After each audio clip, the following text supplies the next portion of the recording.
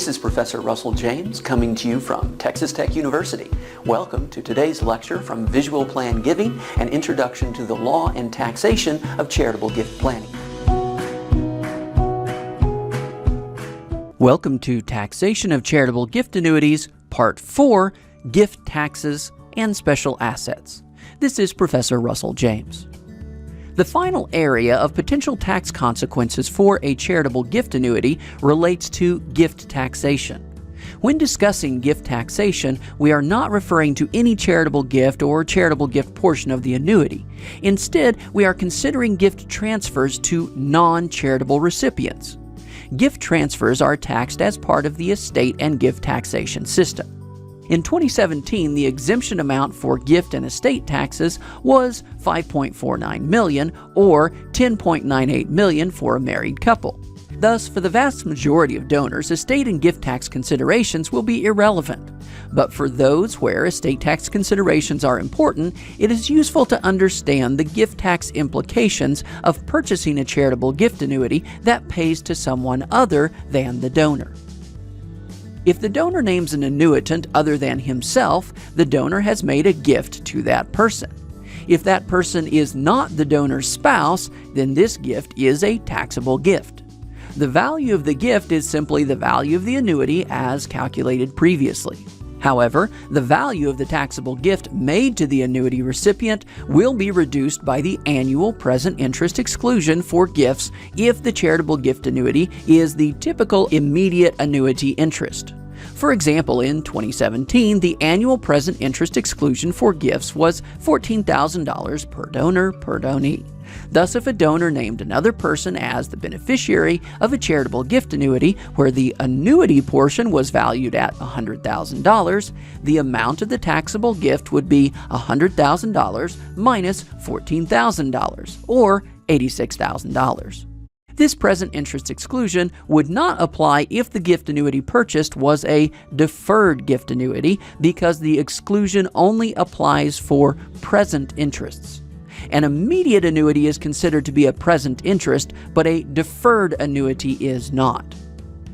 A transaction as straightforward as a charitable gift annuity can result in a wide range of tax consequences, including a charitable gift income tax deduction, recognition of ordinary income, tax-free return of investment, recognition of capital gain, either immediate or deferred, and gift taxation. This same set of tax consequences also applies to other transactions such as a charitable remainder trust, but in slightly different ways. We have examined the taxation rules for charitable gift annuities. However, certain scenarios can create unusual cases where the application of these rules may not be immediately obvious. Next, we turn to some of these tricky examples to see how the taxation rules operate in these circumstances. We have already examined the rules for capital gain resulting from purchasing a charitable gift annuity with appreciated property. However, there is a separate tax rate for long-term capital gain for collectibles. Collectibles are items such as artwork, antiques, stamps, coins, and jewelry. Capital gain on these items is taxed at a maximum rate of 31.8%. What taxation would result if a charitable gift annuity were purchased in exchange for appreciated collectible items? The initial calculations are identical to those used for any other item of capital gain property. Thus, the same amount of capital gain would be recognized from each check as in the previous example where the donor gave appreciated stock rather than appreciated collectibles. The only difference is that when the donor recognizes the capital gain, the donor must recognize the capital gain as capital gain for collectibles. The general principle here applies to all forms of capital gain. The nature of the capital gain income does not change when it is later recognized by the donor. The result of the gift annuity transaction is to simply defer the recognition of the capital gain, but not to change the character of the capital gain. Although we know in advance how much and what type of capital gain will be recognized in future years, we cannot say with certainty what the tax rate will be for that type of capital gain in the future. Even if current tax rules do not change, the donor's future income levels may change, which will cause the tax rate to change. Purchasing a charitable gift annuity with appreciated property produces the clear advantage of paying capital gains taxes later rather than today. However, if the donor is in a higher income bracket today, but will be in a lower income bracket in the future, for example after retirement, then the gift annuity transaction may result not only in tax deferral, but also in tax reduction, or even complete tax avoidance if the donor's future income is low enough. For the donor who is in a high income tax bracket today, but expects to be in a lower income tax bracket after retirement in the future, the charitable gift annuity purchased with appreciated property generates the double bonus of an immediate income tax deduction today, when income and tax rates are high, and deferral of recognizing capital gain until future years, when income and tax rates will be low. The use of a deferred or flexible charitable gift annuity, which postpones the initial payments for some years, can generate even longer tax deferral. Given the higher tax rate, 31.8%, the deferment of recognizing capital gains taxes with appreciated collectible items may be even more attractive than with the use of appreciated stocks.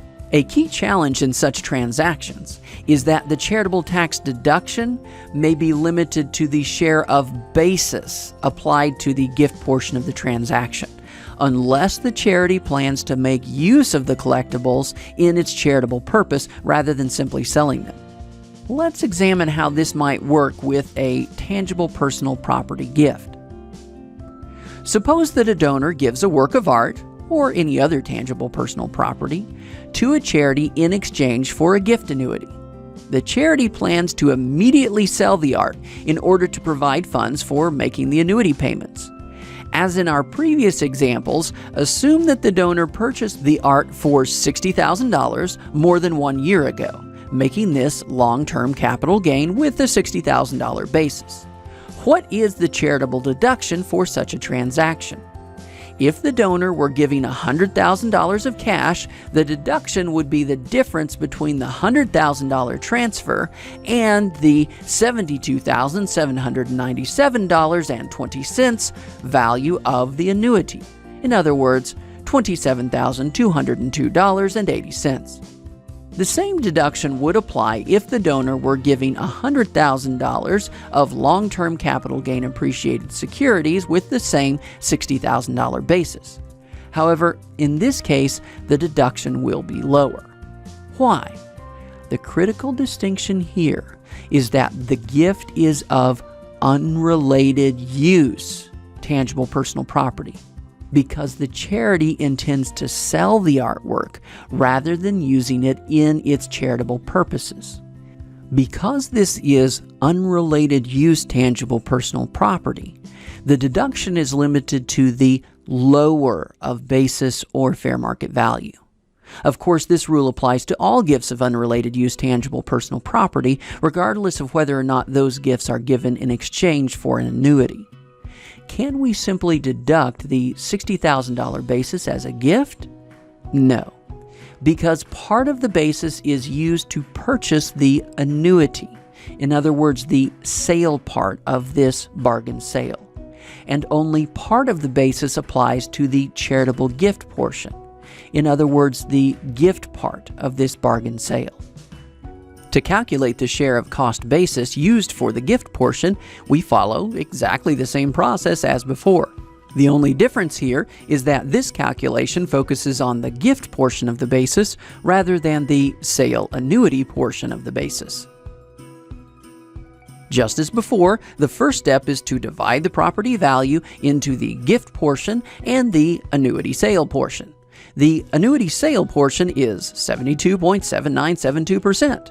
This is because, as before, the IRS valuation of the annuity is $72,797.20. The remaining value from this $100,000 transfer is the gift portion. Thus, the gift portion is 27.2028%, representing $27,202.80 of the $100,000 transfer. If the transfer from the donor was cash or appreciated securities held for more than 1 year, then this $27,202.80 would be the deductible gift. However, we cannot deduct this full amount because for this type of property gift, only the basis can be deducted, not the higher fair market value. In order to calculate the deduction, we must divide the cost basis between the gift portion and the sale annuity portion. The cost basis will be divided in exactly the same way that the property value or total transaction amount was divided.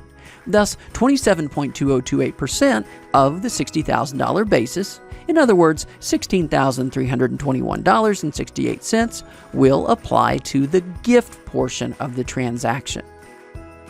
This $16,321.68 of the basis is the deductible charitable gift resulting from the transaction.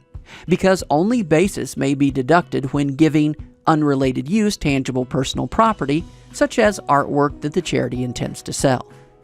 Although the charitable gift annuity is a relatively simple transaction, typically documented with a standard 1- or 2-page agreement used for all gift annuities from a particular charity, the tax results are as complex as those found in more advanced instruments such as the charitable remainder trust. The taxation of charitable gift annuities can become complicated, but it is often important to present them to prospective donors or clients in a simple, intuitive fashion, rather than burying the client with details. As with other forms of charitable planning, successful planning can generate a range of tax benefits, but should be considered only for clients who have a real charitable interest in advancing the work of the charity. This has been Taxation of Charitable Gift Annuities. Thanks for joining us.